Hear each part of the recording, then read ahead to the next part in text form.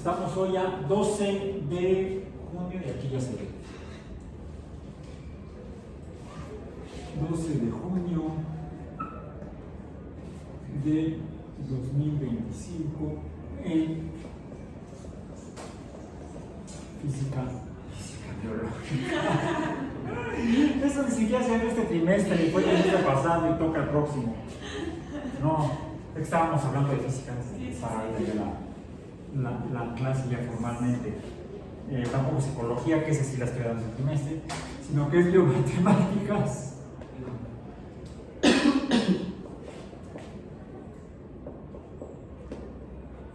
Uno, donde de hecho la clase pasada hablamos de física, ¿sí? Vimos un fenómeno físico y lo cuantificamos. Para eso me traje la tabla que no le he podido subir al City, porque no pude, digo que estaba medio en la loca estos últimos días. Entonces tengo que subir varios documentos, no solamente de este curso, sino también de ecología. Tengo que subirlos al sitio, entonces lo hago hoy en la noche. Y estamos viendo las funciones matemáticas, que dijimos que son relaciones entre cantidades, donde una cantidad cambiante o variable, a la que llamamos y o función, pues depende, sus valores, cambian los valores numéricos de y cambian dependiendo o en función de los valores que obtenga x. Es la forma más breve de escribir lo que es una función. Es una relación entre cantidades donde una cantidad cambiante o variable a la que le asignamos la letra y, le llamamos ordenada o función, depende o está en función f de los valores que va tomando x conforme va cambiando, porque también es variable. Y también le llamamos a esa cantidad cambiante o variable x abscisas. Bueno, y las funciones las funciones o relaciones entre cantidades cambiantes pueden tener diferentes relaciones de cambio, también le llamamos tasas de cambio, o razones de cambio. Razón me suena como cuando vimos los números, los diferentes tipos de números enteros, números naturales, números racionales. Los números racionales nos describen razones entre números. Un número racional está conformado por dos números enteros, los escribimos uno encima del otro, uno arriba del otro. El número que está arriba, el número que está arriba entero con el número que está abajo entero, representan un solo número al que llamamos número racional. Pero además a esos dos números que forman el número racional les asignamos para identificarlos nombres. El número que está arriba le llamamos numerador y al número que está abajo le llamamos denominador. Entonces, un número racional está formado por dos números, un número numerador y otro número denominador. Y finalmente, un número racional es que, como está conformado por esos dos números, debe estar conformado por una relación entre dos números.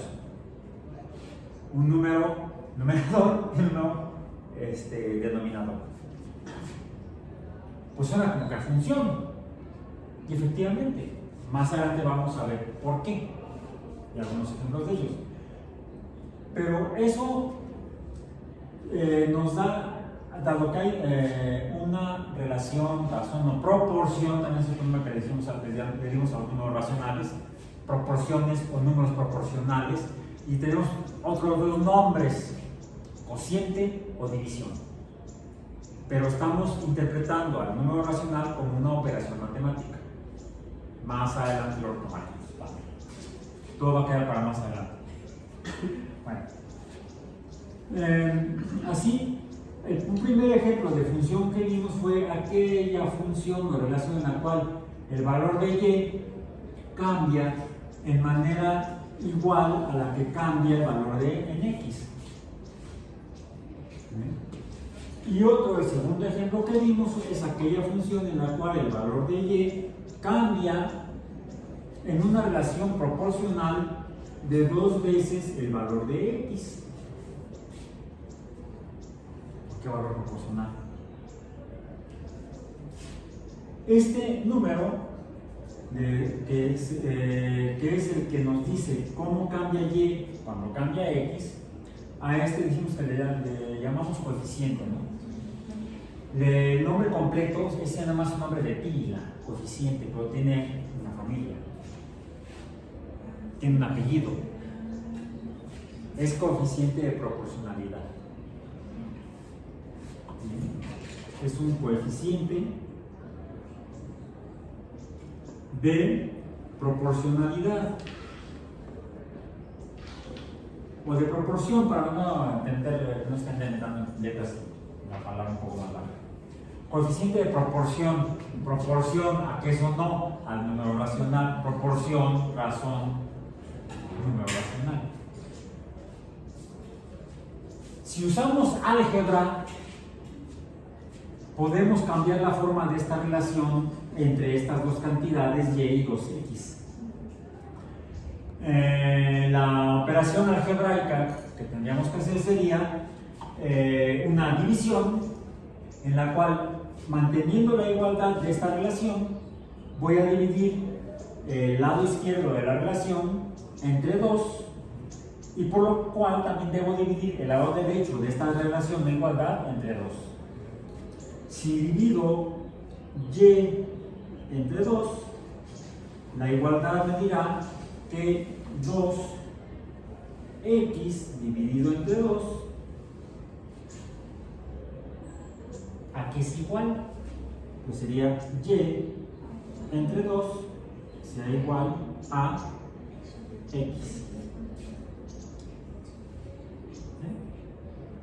O sea, y entre 2, que es lo mismo que un coeficiente de un medio que multiplica el valor de y. Van con lo mismo. O puedo hacer otra transformación, ¿qué tal que en lugar de dividirla entre el 2, lo que ahora quiero es, en lugar de dejarla a la x sola del lado derecho de la igualdad, como aquí estaba la y sola del lado x de la igualdad, de aquí en esta función tengo 3 números, no 2. Estrictamente tengo 2 números variables y un número constante, que es el coeficiente proporcional, que dijimos que este es constante. Así abreviamos la palabra constante para gastarnos tinta y tiempo. Otra forma en la que podemos, aquí estamos con el número y solo. Acá la x está sola. El segundo número de los 3 que hay aquí. Podemos dejar solo al tercer número. ¿Qué tendríamos que hacer? Tendríamos que dividir y entre x y 2x entre x, y esto nos deja y entre x será igual a 2. Entonces, si un número racional es una razón o proporción o relación entre un número numerador y un número denominador, el usar álgebra en esta función nos demuestra que sí existe una relación entre los dos números variables, porque tendríamos de alguna manera algo que tiene la misma forma que un número racional, proporcional o relacional, le podríamos decir. Entonces, esto nos demuestra que esto o una función es una relación entre números. Solo que a diferencia de un número racional en el cual el numerador y el denominador son constantes, no cambian, en una función matemática el numerador y el denominador son cambiantes o variables, cambian con una proporción de 2. Y esta proporción se debe mantener. Por cierto, aquí también vive otro número fantasma o implícito. Así como dijimos que aquí está el número 1 implícito, ahí está el fantasma, pues aquí también hay un número fantasma. Y entre x es igual a 2 entre 1. 2 entre 1 es 2. Todo número entero tiene un secreto oculto. ¿Cuál es? Todo número entero tiene una doble personalidad. Son esquizofrénicos. Psicológicamente son números esquizofrénicos. Porque tienen dos personalidades. La personalidad del número entero y la personalidad del número racional, donde en ese número racional el numerador es el número entero explícito y el número racional siempre será el 1. El número denominador siempre será el 1 en este número racional.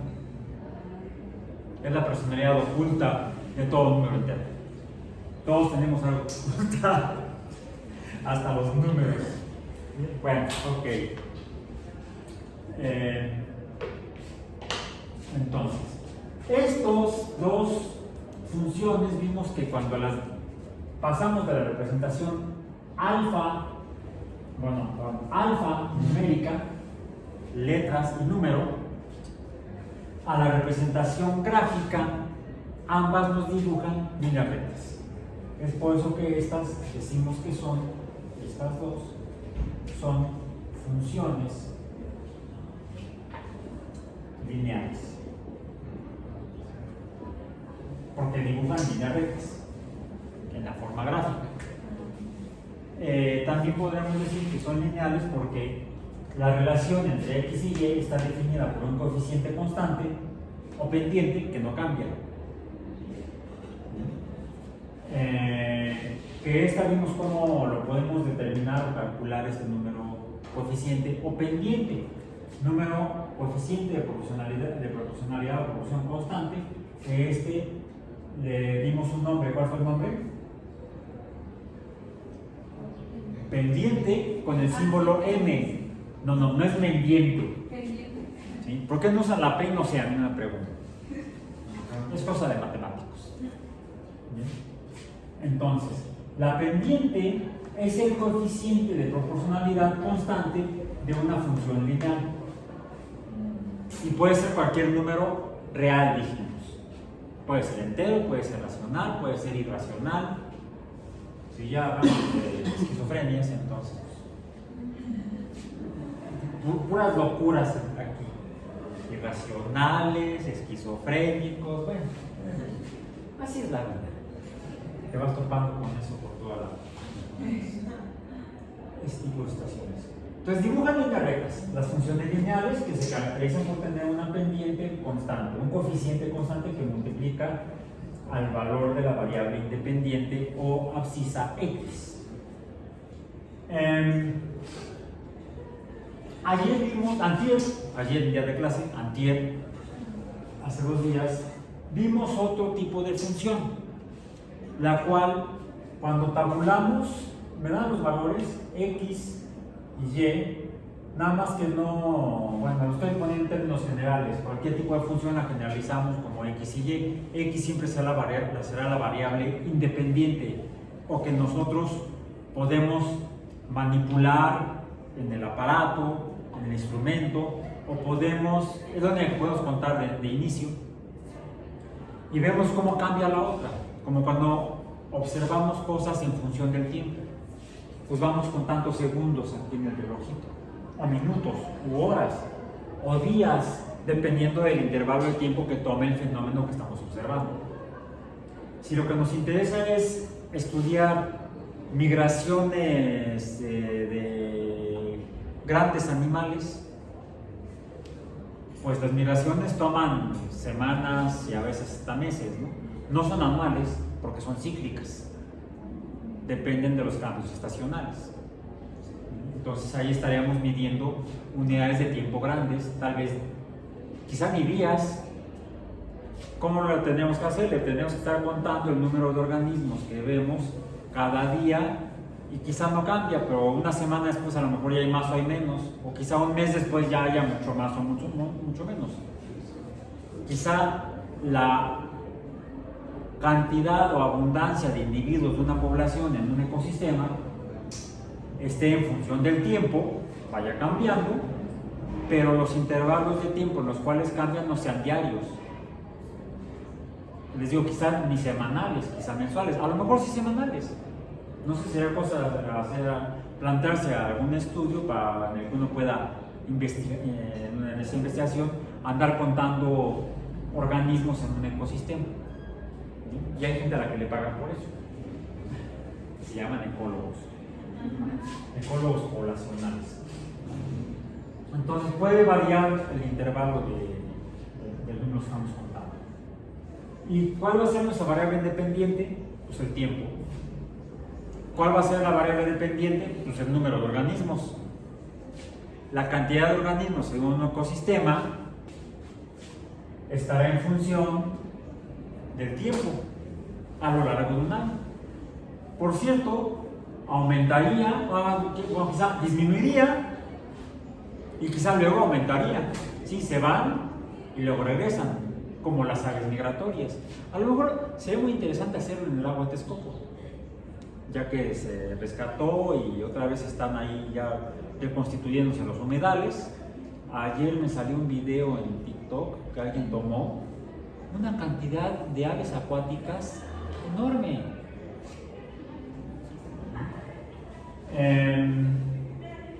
Pero es porque ahorita estamos en verano. Habría que ver qué especies hay y qué especies no hay. Ahorita casi que estamos por entrar al verano. Y cuántas de cada especie hay en invierno. Porque quizá llegan unas en verano y se van en invierno, y llegan otras en invierno y se van en verano. Pero no es de que, hoy es 21 de junio, ya vámonos. No.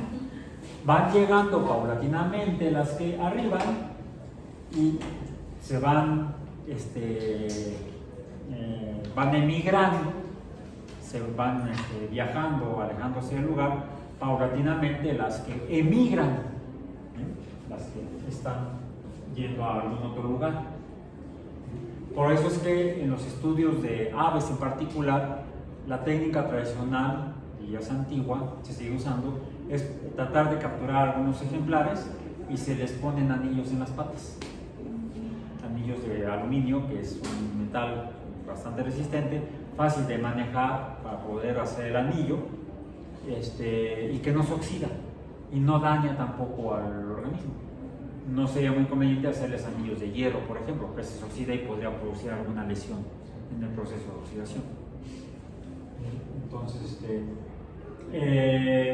son proyectos que se hacen en colaboración con colegas de otros países, incluso, donde están al tanto de cuando llegan aves migratorias, tratar de capturar algunos ejemplares e identificar y ver si tienen anillos, y cuando los tienen toman el dato en el anillo viene el lugar y la fecha en la cual se le puso el anillo. Entonces, de esa manera es como se han hecho desde hace décadas estudios de ecología de poblaciones de aves migratorias.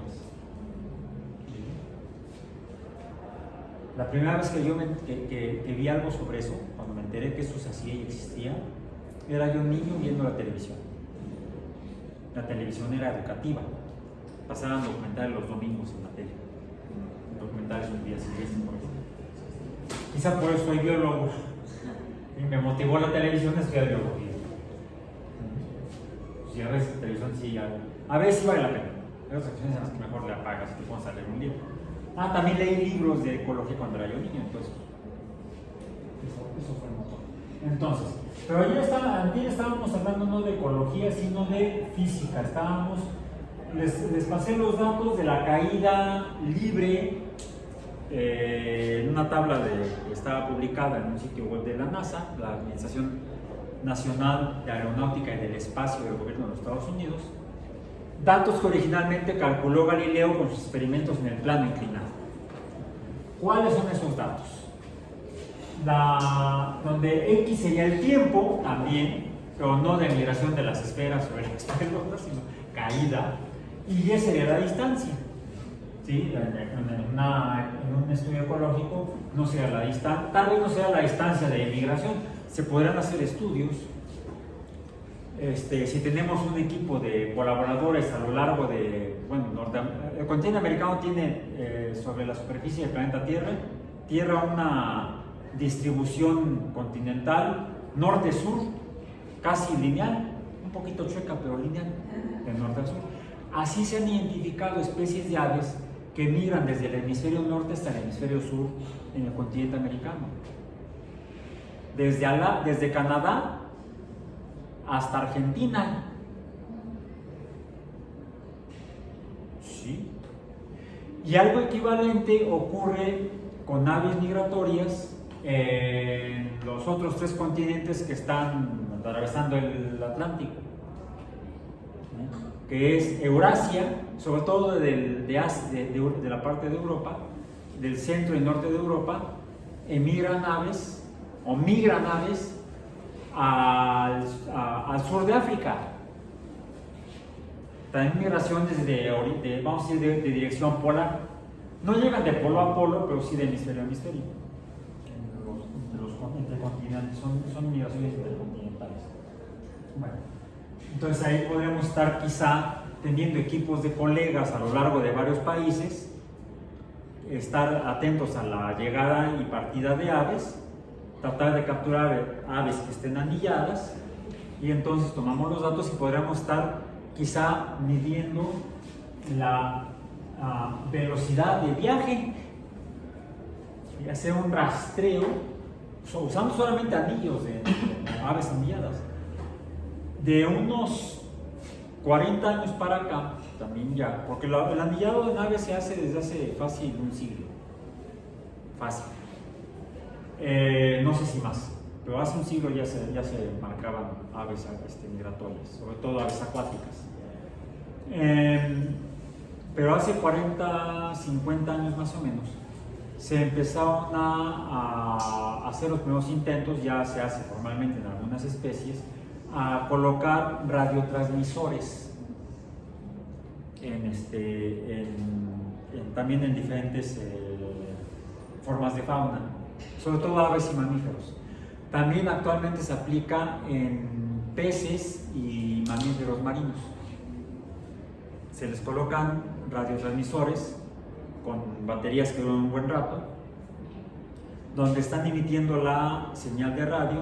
Originalmente eso se hizo con animales terrestres, no aves, pero sí mamíferos, por ejemplo, mamíferos terrestres, en los que se les ponían un collar, por ejemplo, un collar con un radiotransmisor, y los biólogos de campo iban ubicando mediante las señales de radio a los animales marcados con el radiotransmisor, pero tenían que andar siguiéndolo con un radioreceptor y una antena direccional.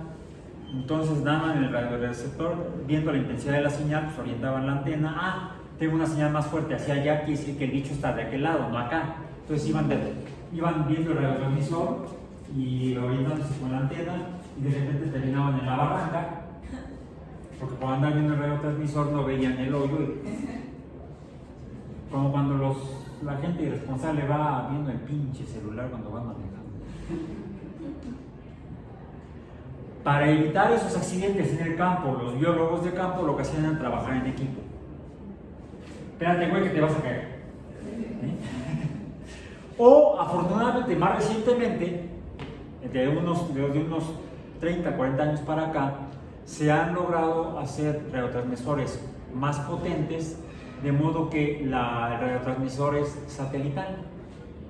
La señal de radio se envía a un satélite en órbita y tranquilamente desde su cubículo, su laboratorio, el biólogo de campo, ahora es del laboratorio, está siguiendo en la pantalla de la computadora dónde está el bicho. De esa manera, pues ya es más difícil accidentarse en la barranca. Ok. Entonces podemos hacer estudios usando funciones, cambiando las variables, el significado de las variables. Entonces cambiamos la x por t, tiempo, y la y por número de organismos, por distancia desde un punto de referencia, etcétera, etcétera, etcétera, dependiendo del tipo de investigación o información que queramos obtener del objeto de estudio o del fenómeno en estudio. Repito, lo que hicimos fue ver los datos de caída libre. Antes de que caiga, tiempo 0, distancia en el sistema de referencia 0. 0 centímetros o 0 metros. Luego en el segundo 1, 2, 3, 4 y llegamos hasta 5, aunque en la tabla que les mostré hay más datos. Hay a tiempos mayores y vimos que en un segundo un objeto cuando cae recorre una distancia de 4.9 metros. Esa ya me la sé de memoria, porque es casi 5. A los 2 segundos ya cayó 19.6 metros. 3 segundos 44.1. 4 segundos no, 78.4 y es a los 5 segundos cuando son 120, ¿qué? 122.5 metros. ¿Sí? Bueno. Vimos que esto, al graficarlo en papel equidistante en la escala, pues no se dibuja una línea recta. ¿Sí? Se dibuja algo, lo voy a hacer cualitativo, donde tenemos X aquí, que es el tiempo en segundos, Y acá, que es la distancia o longitud recorrida, en metros, son metros, estos son segundos, y se ve una gráfica así. En otras palabras, no se dibuja una línea recta. Decimos que esta relación entre X y Y, que es la función de caída libre, es no lineal, porque dibuja una línea no recta. Ahora, cuando vemos la forma alfanumérica, puede tener una forma que es aproximadamente esta. Digo aproximadamente porque no necesariamente es esta. X cuadrado.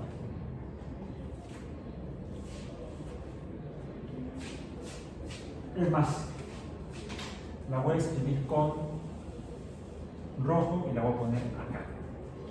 Pongamos la función que no es la de caída libre, pues lo voy a hacer con rojo. Y igual a X cuadrado. No. Tabulemos esta función X y Y. Ok. Y vamos a hacer el ejercicio de la tabulación como lo hicimos con las dos funciones lineales que revisamos previamente. Vamos a ponerle menos 3, menos 2, menos 1, 0, 1, 2 y 3. Cuando X vale menos 3, ¿cuánto vale Y?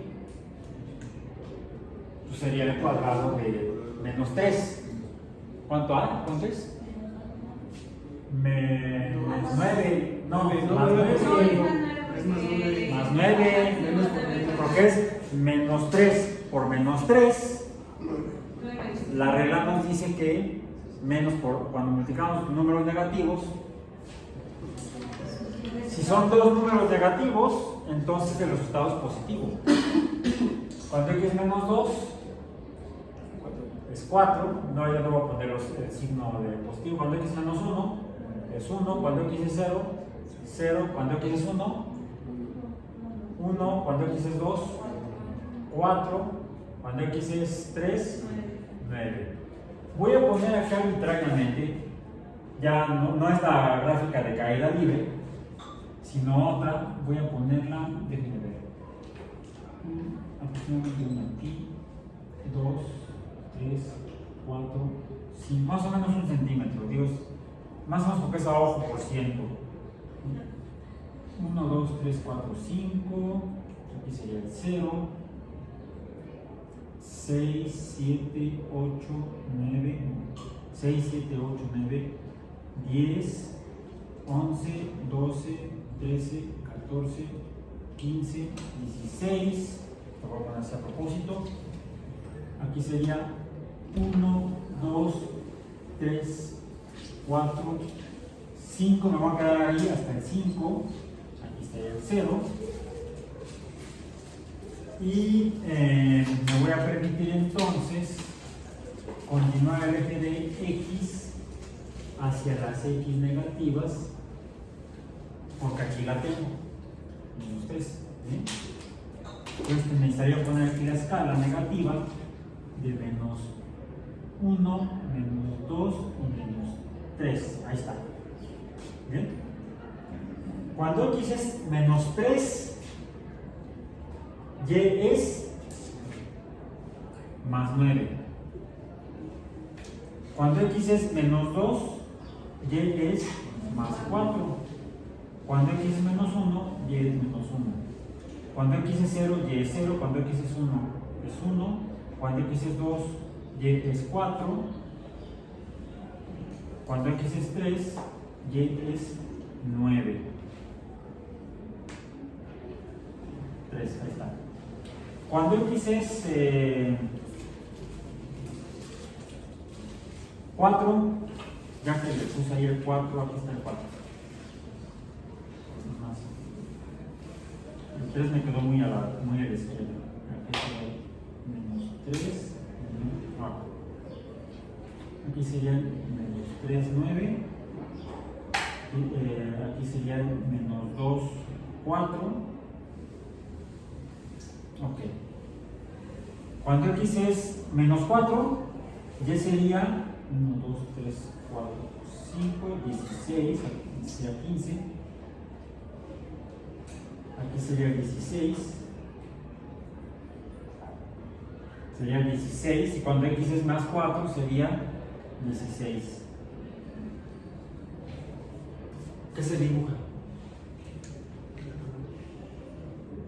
No es una línea recta, tampoco.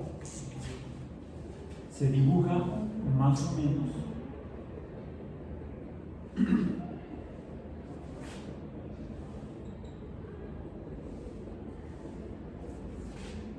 y sigue por acá. Cuando X es menos 5 sería 25. Cuando X más 5 es 25. Cuando X es menos 6 sería 36. Cuando X es más 6 es más 36. Cuando X es menos 7 sería más 49. Cuando X es más 7 sería más 49. Se dibujaría una curva así, un poco distinta a esta. Un poco distinta a esta. Esto es lo que llamamos dijo el Señor a sus discípulos, una parábola. Muy bíblico. Una parábola no es una línea recta, es una línea no recta, parabólica. ¿Qué sucede si en lugar de que tengamos y igual a x cuadrado, tuviéramos y igual a x cúbica? Pues lo voy a poner aquí los valores de y negra para los valores de x. Vamos a poner, para no dibujar toda la tabla completa, vamos a aprovechar los valores de x de la función roja y diríamos que cuando x es menos 3, ¿cuánto vale y? Menos 3 por menos 3, 9. Por menos 3, menos 27.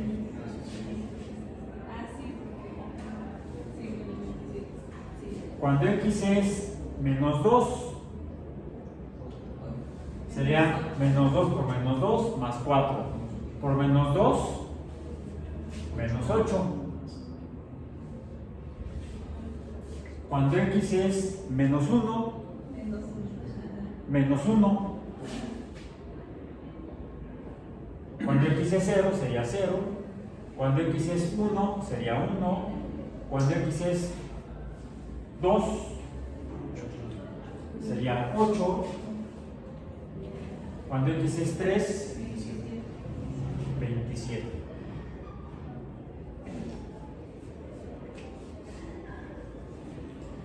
Grafíquenla en casa y díganme si es lineal o no lineal. Ahora, a veces resulta que estas funciones, vamos a poner otra, que sea y igual a x más 2, no más 2 no, x cúbica más x cuadrada más 1. X cúbica más x cuadrada más 1. Ya el plumón rojo está valiendo queso.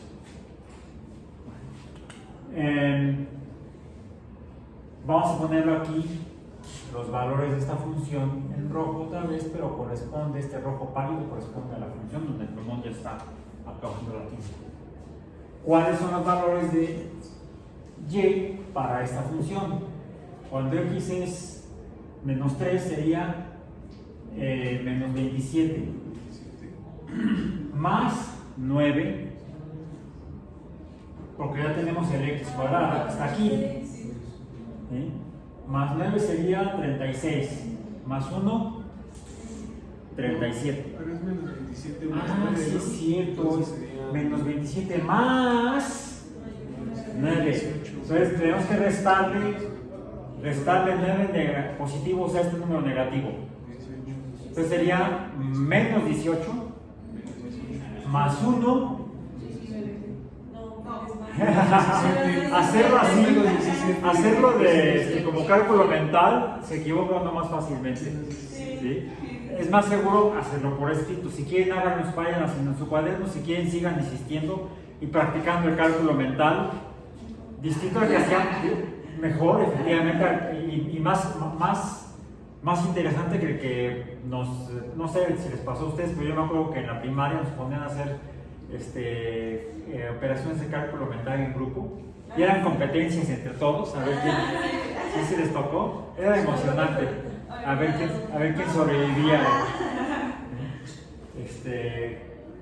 Sí, la maestra o el maestro empezaban a decir números y súmale, réstale, multiplícale y devanándose el sesgo, tratar de llevar bien las operaciones nada más mentalmente.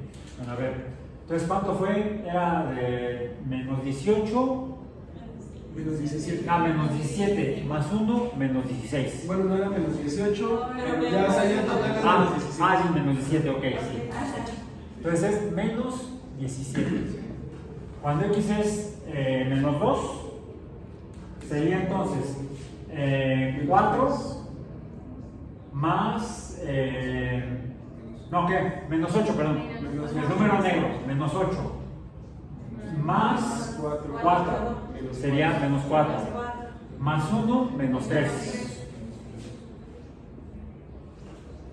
Cuando x es menos 1, sería menos 1 más 1. No, menos 1 más 1 más 1. No, menos. A ver, menos 1 más 1 más 1. 1 más 1 positivo. Cuando x es 0 es 0. Aquí si nadie pierde. No, es 0, 0, 1. Es igual. Sí. ¿Hay alguien tendrá otro plumón rojo? O del color que sea. ¿No? ¿No trajeron? Bueno, no hay problema. Ya vamos a acabar esto y ya dejamos usar el rojo.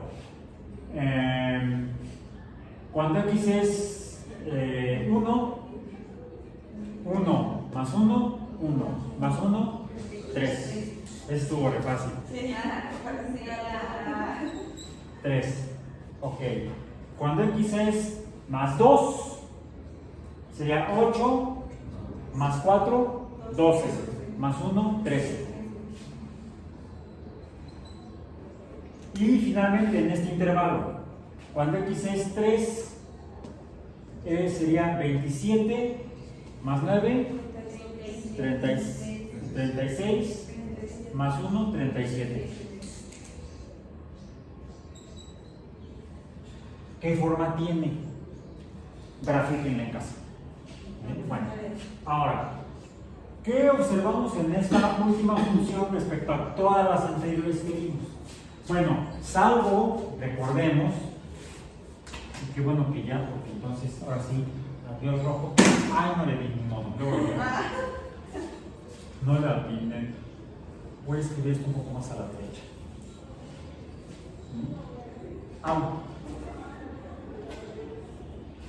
Decíamos que estas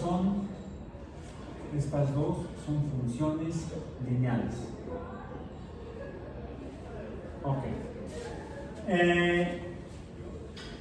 Aquí tenemos otro numerito. Recordemos, el número fantasma, vamos a ponerlo así. Bueno, aquí explícito y aquí implícito. Ahí está, el número 0 implícito, el número fantasma. ¿Por qué? Finalmente, para las funciones lineales, decimos que tenemos una a la que llamamos no la llamamos aquí, la dejamos la fórmula general de la línea recta, o la forma general de las funciones lineales, que sería la pendiente m que multiplica a la variable independiente o abscisa, más, por cierto, este número también puede ser negativo o puede ser 0. Le ponemos así, más menos b. Quizá se acuerdan que la vio en la secundaria sin el menos. En sentido estricto tenemos que poner más menos porque la ordenada del origen puede estar en el origen, puede ser positivo o puede ser negativo. Y por cierto, nos faltaría otro signo, el de la pendiente, que también puede ser positiva o negativa. Entonces, en sentido estricto, la forma general de las funciones lineales sería y igual a más menos mx más menos b.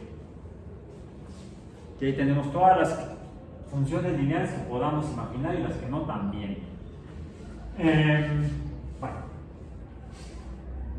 no siempre vemos todos los términos, no siempre vemos la pendiente y no siempre vemos la ordenada al origen o el valor de y cuando x vale 0. Y dijimos que finalmente, de acuerdo a esto, una función lineal o el valor de y tiene dos componentes numéricos. El componente numérico, o términos, dos términos. La función de la línea recta está definida por dos términos. El término de la variable independiente o de la abscisa multiplicado por la pendiente y la ordenada del origen. Dado que son dos términos, a esto le podríamos llamar, a esta suma o resta de estos dos números, porque son dos cantidades numéricas, la suma o resta de estos dos números le llamamos un binomio, porque son dos. Si nada más apareciera uno, sería un monomio. La forma más simple de una función lineal es la de un monomio, que es lo que teníamos originalmente, y igual a x o y igual a 2x. La función está definida por un monomio, que es la abscisa solita con la pendiente igual a 1, o la abscisa con la pendiente distinta de 1. Cuando la ordenada al origen o el valor de b no es 1, lo tenemos que ser explícito, y entonces se hace evidente que la función y está definida por un binomio numérico, o dos números, uno variable y el otro no, el otro es constante. La ordenada al origen es constante, la abscisa es variable y por lo tanto, aunque la pendiente sea constante, el número completo, dado que x es variable, el número completo o producto es variable. Aquí lo tenemos, 1. por ejemplo. Bueno, para esta otra función. Esta función, ¿en qué se distingue de la primera función que vimos? ¿En qué es diferente? En que tenemos un número constante, pero no multiplicando a x, sino arriba a la derecha. Entonces, este número constante no es un coeficiente. Un coeficiente, que es un coeficiente de proporcionalidad, es un número constante que multiplica a otro número que puede ser variable. Entonces, ¿este número qué es? Que también tenemos aquí un 3 en esta x y aquí tenemos el 2 en esta x. Estos números que tenemos aquí y aquí reciben el nombre de potencias. Potencias. Y entonces, pues, sobre todo en la última función que hemos escrito, podemos ver que mientras que en las tres anteriores podríamos definirlas como funciones mononomiales en cuanto a lo que sí está escrito, la x sola, la 2x, es un solo término. Aquí, en la esta roja, también es un solo término. Podríamos decir entonces y es igual a x a la potencia 2 o al cuadrado, también le llamamos así. ¿Por qué cuadrado? Tenemos esta línea recta que tiene un valor de longitud. L es igual a 2 unidades. Por cierto, no son ni 2 centímetros ni 2 decímetros, son 2 unidades arbitrarias. ¿Qué pasa si le pongo yo aquí otra línea perpendicular con una magnitud longitudinal igual de 2? Pues que puedo yo hacer esto. Ahí está. ¿Y qué dibujé? Un cuadrado. ¡Qué curioso! He pasado de tener dos líneas rectas a tener que se definen las líneas rectas mediante el número representa la longitud, lo largo, ¿sí? El largor, la longitud de las líneas, de estas dos líneas negras, línea 2. Cuando a partir de estas dos líneas rectas he obtenido ahora entonces, ¿qué es esto?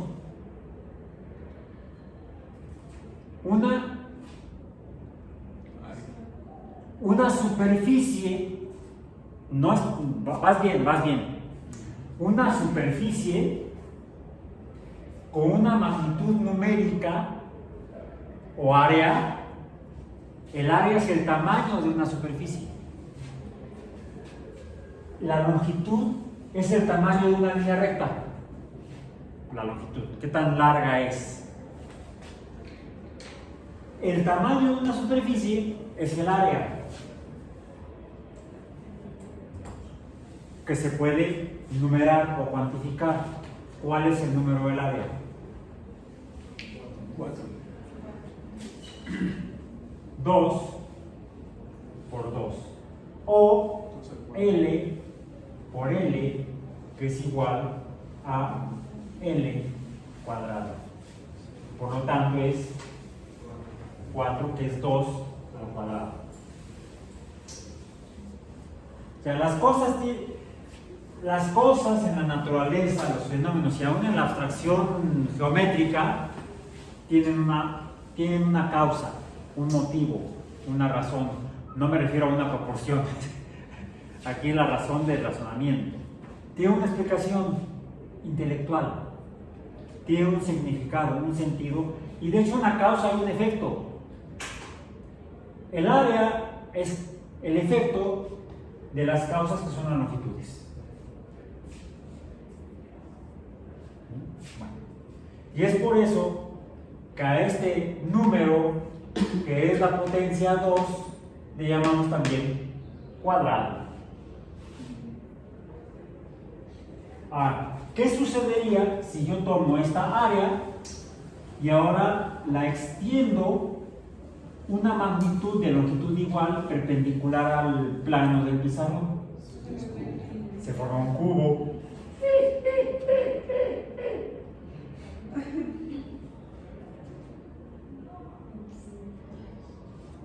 La potencia 3 sería L por L por L, o L cúbica. ¿Cuál es el...? Y obtenemos otra magnitud o número de tamaño de espacio en el espacio. Una línea recta es un espacio de una dimensión. Una superficie es un espacio de 2 dimensiones. Un cuerpo, como un cubo, ocupa un espacio de 3 dimensiones y se llama volumen. ¿Sí? Esto se llama superficie. Su cantidad, área. El cubo es un cuerpo, se llama cuerpo, un cuerpo cúbico. Su magnitud es el volumen. Y el volumen, si tenemos aquí, no lo puedo dibujar en el aire, tendría que dibujarlo en perspectiva. Una tercera L igual a 3, no, a 3 no digo a 2, a 3, más bien son 3 números 2, igual a 2. Esto me dará entonces L por L por L igual a L cúbica, y por lo tanto, si la L es igual a 2, esto sería igual a 8.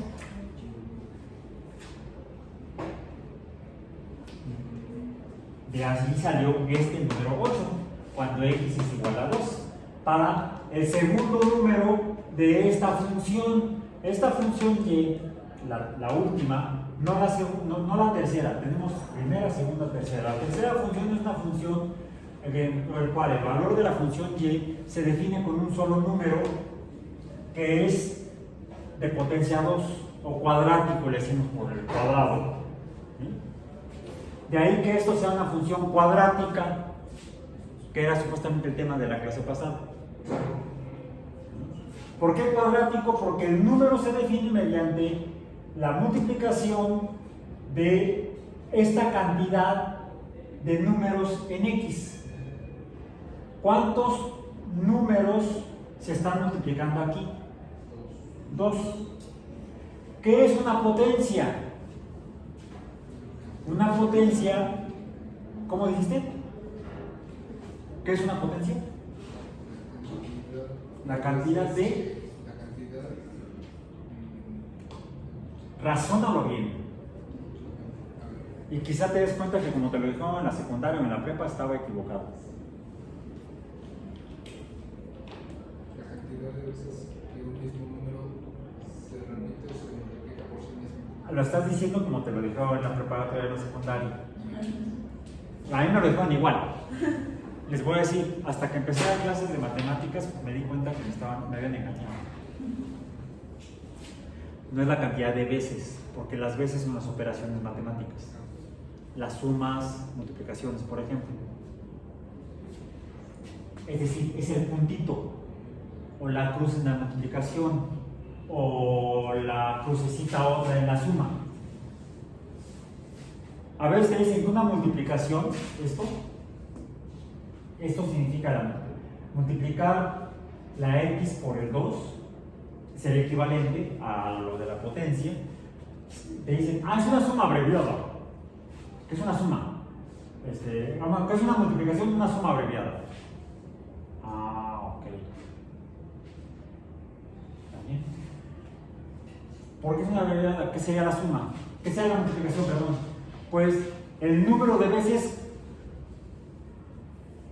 que se suma, que se adiciona a un número o se suma el número. No. Porque el número de veces sería el número de sumas. Y sería nada más una. 2x, cuando x vale 2, pues la gráfica sería 2 más 2.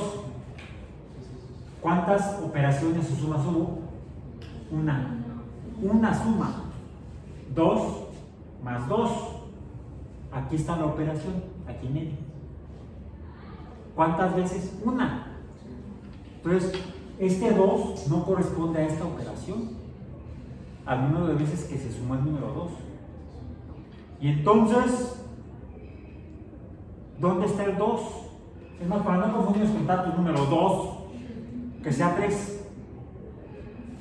Si x vale 3, ¿cuánto vale el producto? 3 por 2, 6. 3 más 3, 6. ¿Cuántas veces se sumó el 3? Una vez. Entonces no corresponde a este coeficiente. ¿A qué corresponde? Tengo un 3 aquí y otro 3 acá. Al número de números, diríamos al número de cantidades que se están sumando. Una multiplicación sí es una suma abreviada, pero el coeficiente en la multiplicación es la cantidad de números que se están sumando. Eso es en cuanto al coeficiente. Multiplicación. Suma abreviada. ¿Qué es una potencia? Es la cantidad, salud, de números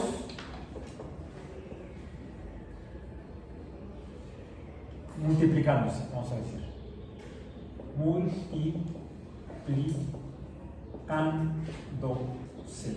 No es el número de multiplicaciones, no es la cantidad de multiplicaciones, es la cantidad de números.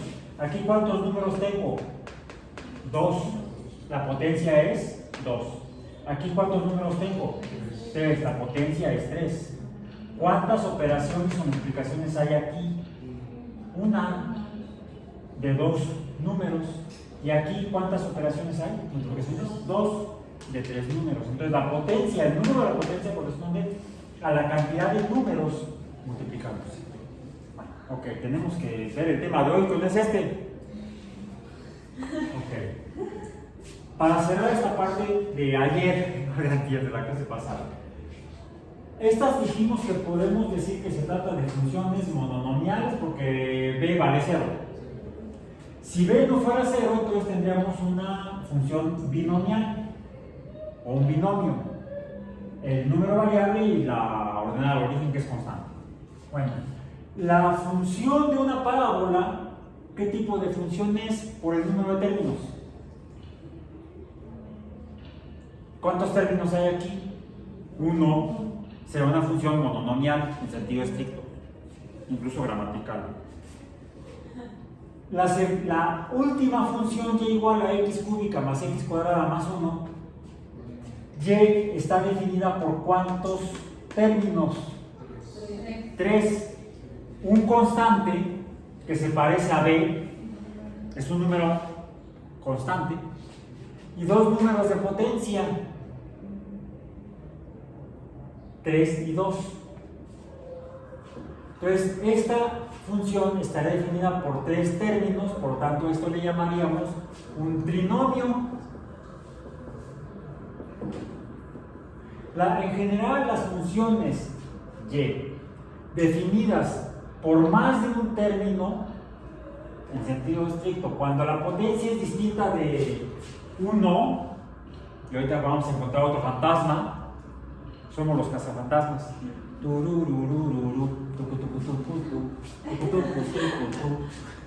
No bailan así los cazafantasmas. ¡Ghostbusters! Esa película es ochentera, la original.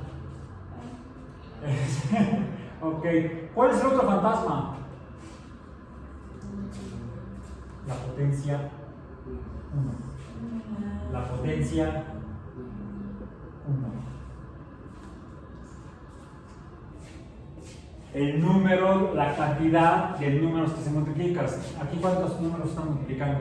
O sumando, o multiplicando. 1. Él a sí mismo. Es más, él con ninguno, él solito, está solito. Es una X solita. Sí.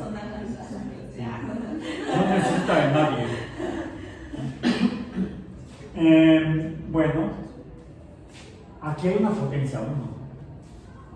Aquí hay una potencia bueno, ahí hay una potencia 1. Aquí de hecho también hay un número fantasma.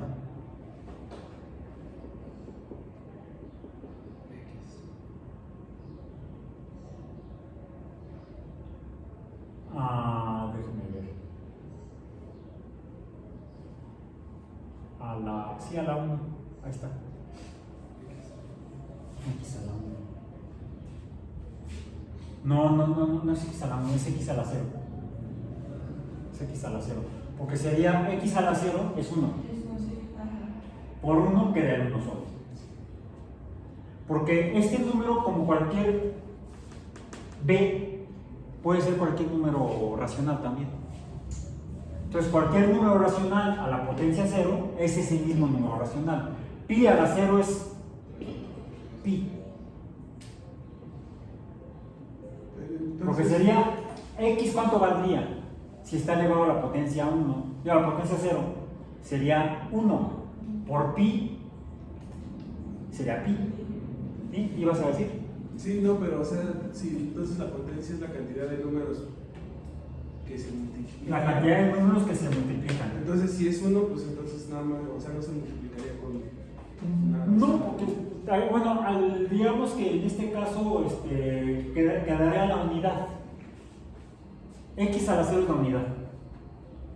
Nada más. Ahí sí es casi por dogma del Frege. Pero es un axioma. X a la 1 también es la unidad, entonces. Sí, X a la 1. No, X a la 1 no. Porque acuérdate que X va variable, es variable, va cambiando. ¿Sí? Entonces, si podríamos tener aquí X a la 1, sería otra función.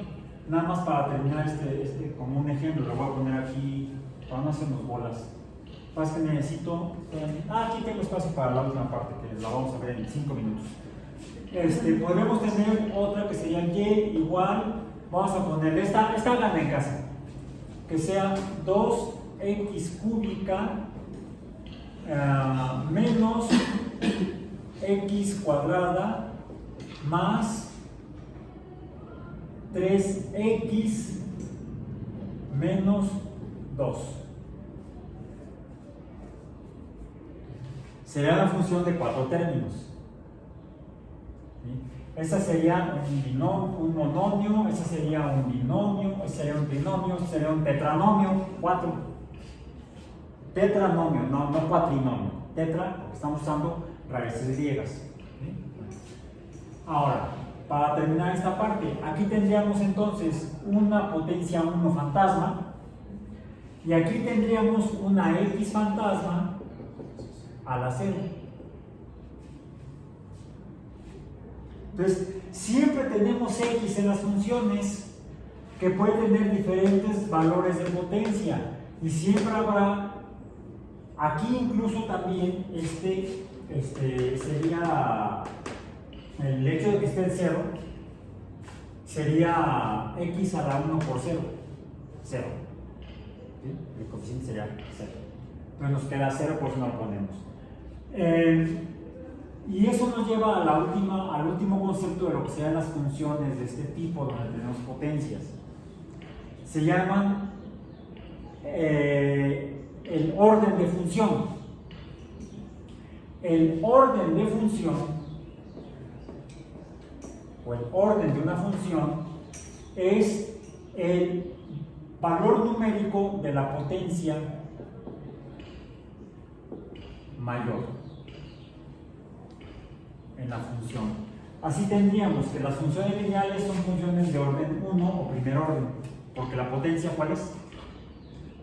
1. Bueno, tenemos una potencia 0 y una potencia 1. Son funciones de primer orden, las funciones lineales, las líneas rectas. La parábola, esta parábola roja, es una función de segundo orden o de orden 2. Esta es una función de orden 3 o de tercer orden y esta es una función también de orden 3 o de tercer orden. Esta función de tercer orden está definida por un trinomio y esta función de tercer orden está definida por un tetranomio. Simplemente tiene más términos. Al graficarla se van a dar cuenta que son funciones diferentes. ¿Qué características tienen? Bueno, para cerrar el día de hoy, vamos a ver el tema de hoy, que es el siguiente. Para eso traje mi yo-yo.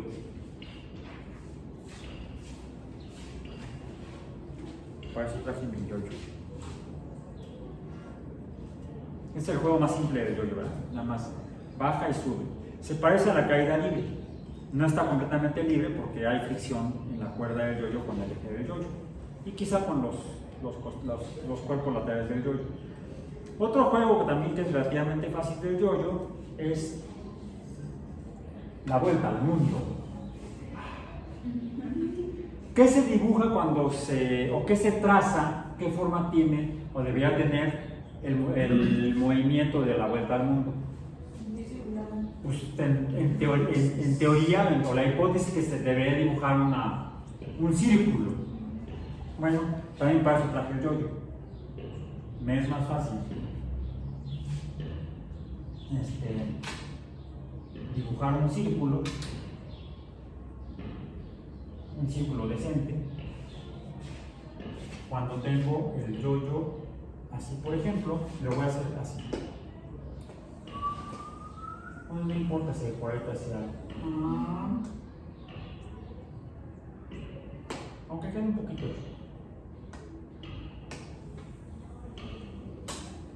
Ahí está. Bueno, pasen a todo. Es un círculo. Ay, cosito, ¿dónde lo puse? Aquí está. Este es el centro del círculo. Yo puedo trazar dos ejes cartesianos tomando como origen el centro del círculo. Aquí no traje ahora la regla porque como estaba lloviendo traía paraguas, regla, no. Pero bueno, podría trazar un eje horizontal o de X y un eje vertical o de Y que pasan por el centro. Y en este puedo trazar finalmente lo que podría ser, si hubiera sido, por ejemplo, esta misma función 2x, cuya ordenada al origen es 0, pues parte de aquí, ¿no? 2x sería una cosa más o menos como por acá. Hasta el punto en el cual toca el círculo, la circunferencia. Y tenemos la circunferencia del círculo. X podría ser el diámetro.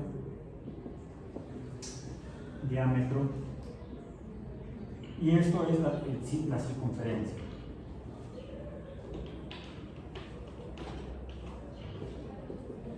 Ok. Siendo la circunferencia y el diámetro el eje de X, o el diámetro de la circunferencia el eje de X, la función 2x, que es una función lineal o recta, ¿qué sería en relación con el círculo? Un radio. Un radio. Quiere decir que entonces yo podría trazar aquí los valores numéricos del eje de X, del sistema cartesiano, los valores numéricos del eje de Y, y podría yo haber tabulado y trazar esto y encontrar este valor, este punto que sería el punto X, Y. Es el punto donde se cruza la línea de la función y igual a 2x con la circunferencia del círculo correspondiente. Esto me lleva a que entonces hay otra forma posible en la cual yo puedo conocer la definición de esta función si, por ejemplo, yo no supiera que fuera 2x.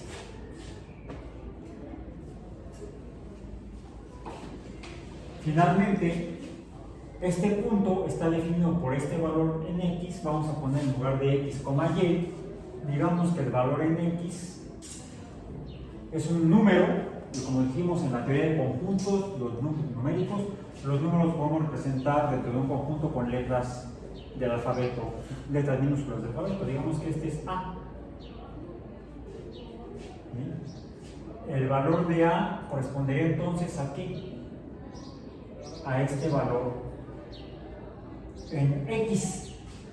Aquí X vale A, cualquiera que sea ese número, valor numérico real. bueno, más bien, verdadero, auténtico, para no confundir con el conjunto de los números reales. Sí, puede ser cualquier número real, aparte, pero ese A es un número conocido. Y al valor de Y, este de aquí, le voy a llamar B. Entonces diremos que este es el punto A, B en el sistema cartesiano X, Y.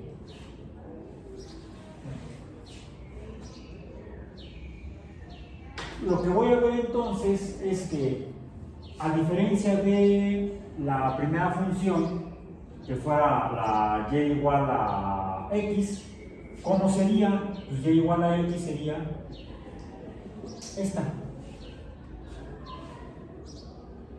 Por lo tanto, aquí se estaría cruzando con otro valor numérico, llamemos a este c. Aquí x vale c, y pues entonces aquí este sería el punto c, ¿qué? Pues tenemos que darle conocer este número, y le vamos a este número en y, que vamos a darle el nombre de b. C, b. ¿Cuál es la diferencia entre estas dos funciones, y igual a x y y igual a 2x? ¿Cuál vimos que era la principal diferencia? La pendiente o el coeficiente. Aquí vale 1, en x igual a y, y en y igual a x la pendiente es 1, y en y igual a 2x la pendiente es 2. Y la pendiente vimos que nos indica la inclinación de la función lineal. Bueno, en el caso de si esa función lineal la trazamos dentro de un círculo, vamos a ver que encontramos otra manera en la cual podemos determinar la inclinación o pendiente de una función lineal, que sería la distancia a la cual, la magnitud de la distancia que separa por inclinación a la función del eje de x. O sea, digamos, esta distancia en la función y igual a 2x, y esta distancia en la función y igual a x. Esta distancia de 2 es mayor que esta distancia de 1. Pero ¿cómo mido estas distancias? ¿Con una regla? ¿Con qué? Con el transportador. Con el transportador que te vende en la papelería de la esquina. Si están aquí en la esquina, está viendo, ¿verdad? Y hay uno más allá, y hay otro más para allá, una papelería. O hasta en el súper encuentras transportadores. ¿Y qué es lo que mide el transportador a diferencia de una regla escolar? Grados. No mide centímetros, mide grados. Entonces, podemos medir la inclinación o pendiente mediante, ¿qué es lo que medimos con los grados? Ángulos. Medimos ángulos. Digamos que en el caso de la y igual a 2x sería el ángulo. Normalmente para nombrar los ángulos usamos las letras griegas minúsculas.